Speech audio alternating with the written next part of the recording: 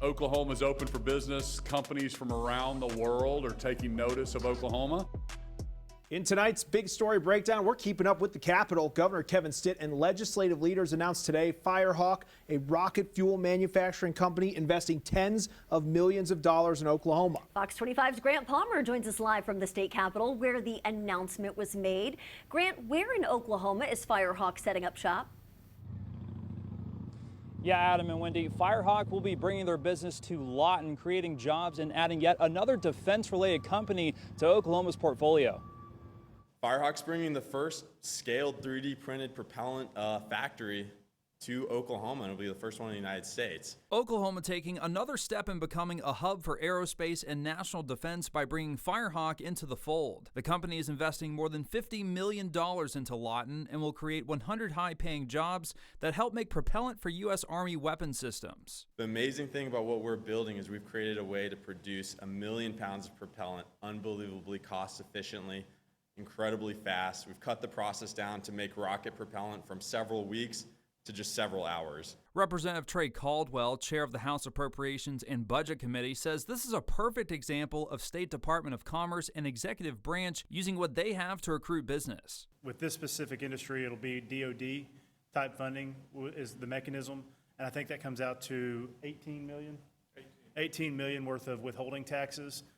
So there won't be any kind of direct appropriation or anything, any kind of legislative action. KOKH is just the latest company to make big investments into the Sooner State, following CBC Ammunition 2 weeks ago and a $4 billion investment from Emirates Global Aluminum last week. We're really excited to welcome them to the great state of Oklahoma. They're going to be smeltering aluminum and using the port to bring up the bauxite and alumini.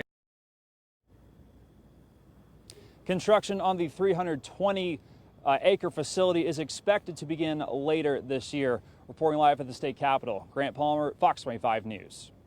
Grant, thank you. Oklahomans will also be seeing another tax cut. The governor today officially signed off on the quarter-of-a-point income tax cut.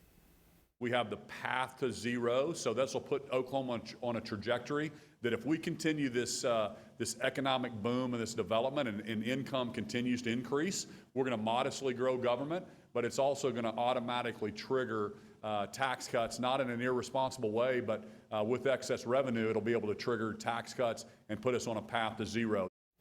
This cut is part of the $12 billion state budget agreement for the 2026 fiscal year. The change becomes effective November 1st.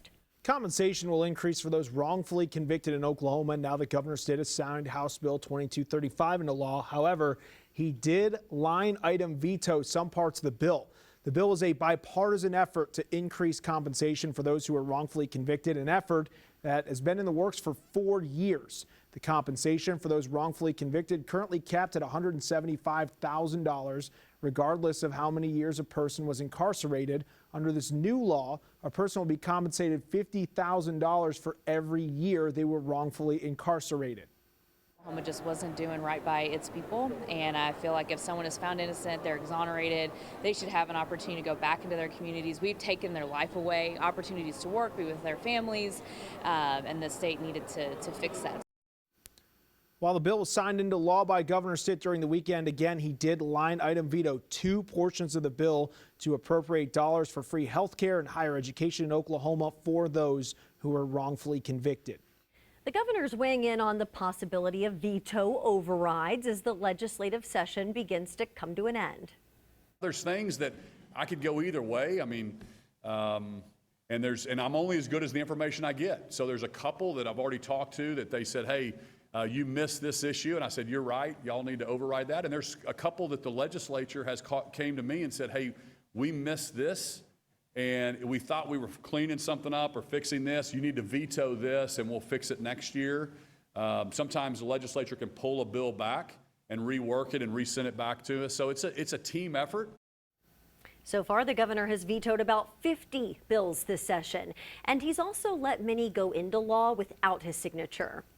An Oklahoma nonprofit urging lawmakers to override the governor's veto of a bill they say would eliminate barriers that block essential state funding for the investigation of missing and murdered Indigenous people. But as Fox 25's Ryan Stockett explains, time is running out for an override attempt. And the people of Oklahoma can always play a part as far as contacting their senators. State Representative Ronald Stewart urging Oklahomans to reach out to their state leaders about overriding Governor Stitt's veto of House Bill 1137. All we're asking is for the state legislature to override the veto. Simple. Just put it on there. It already passed overwhelmingly in the House, and they only had one dissent in the Senate. This bill would amend Ida's law, which aimed to create the Office of Liaison for Missing and Murdered Indigenous Persons under the Oklahoma State Bureau of Investigation, and it directed the OSBI to coordinate with the United States Attorney's Office and the Justice Department to obtain federal funding to create a database. The problem, though, is that they couldn't secure federal funding. The previous language with this particular legislation said that federal funding would be a requirement in order for this office to operate. House Bill 1137 is cleanup of that language. We reached out to OSBI for comment, and they said that before Ida's law passed, they had one agent who was focused on MMIP cases, and after the law passed, they hired another. But those agents are funded through their own budget. There are 2 officers that are already doing the work. So it's already within the budget to operate these offices. Representative Stewart says language cleanup is essential to prevent any interruption in services for OSBI's MMIP office. 1137 sought to clean up that language in order to make sure that there's not any misunderstanding or misinterpretation of the language within the legislation that would tie the office of MMIP to federal funding. That's not what we wanted. Ryan Stockett, Fox 25 News. And that was your big story breakdown tonight. You can learn more about Firehawk and their investment in Oklahoma on OKCFox.com. Plus, head over to our YouTube page. Watch all of our previous big story breakdowns. Just scan the QR code on your screen or search OKC.